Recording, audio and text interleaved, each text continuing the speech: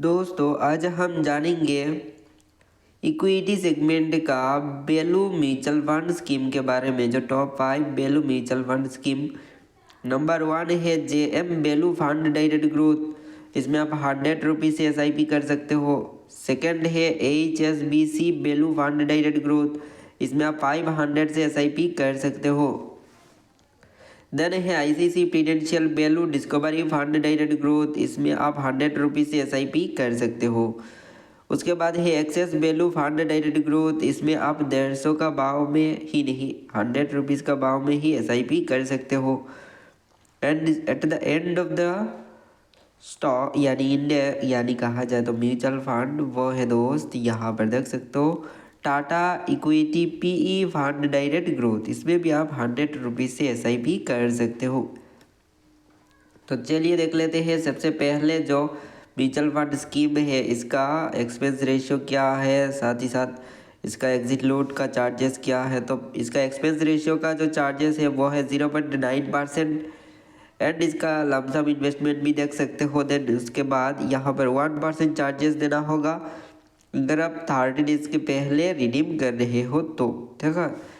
Then second जो mutual fund scheme है इसके बारे में अगर कहा जाए तो इसका क्या चार्जेस है वो भी देखना ज़रूरी है। तो इसका चार्जेस थोड़ा सा कम है, एक्सपेंस रेशियो का 0.78% है।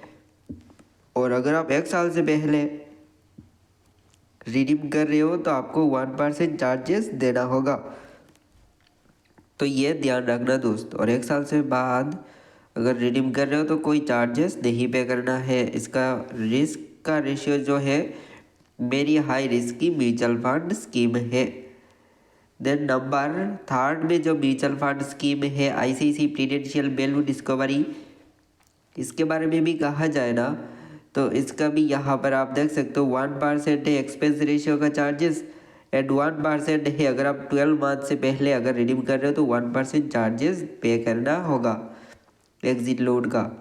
देन है एक्सेस वैल्यू फंड डायरेक्ट का, तो इसका भी अगर कहा जाए तो 0.95% है इसका, अप्रॉक्स 1% ही, ठीक है। इसमें भी अगर आप रिडीम कर रहे हो एडवांस तो आपको चार्जेस पे करना होगा, ठीक है।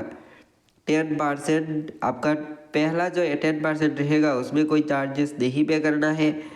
देन 10% से अगर 11% आपने रिडीम कर लिया, ठीक है, 10% से स्लाइटली भी रिडीम किया है तो एक्स्ट्रा जो रिडीम किया है उसमें 1% चार्जेस देना होगा अगर आप 1 साल से पहले रिडीम कर रहे हो तो, ठीक है।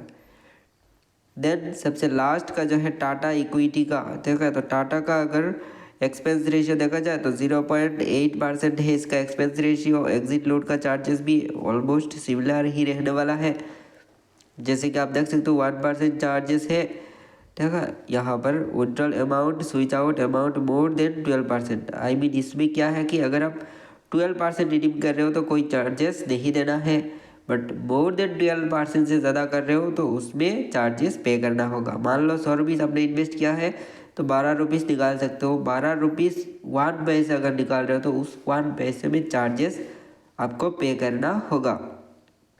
उसके बाद इसका अगर कहा जाए ना तो यहाँ पर रिस्क का मीटर देख सकते हो, वेरी हाई रिस्क की म्यूचुअल फंड स्कीम है। और ये भी सिर्फ एक इन्फॉर्मेशनल पर्पस के लिए है, कोई भी इन्वेस्टमेंट एडवाइस नहीं है। तो फिलहाल आज के लिए इतना ही। मैं God bless you, good bye.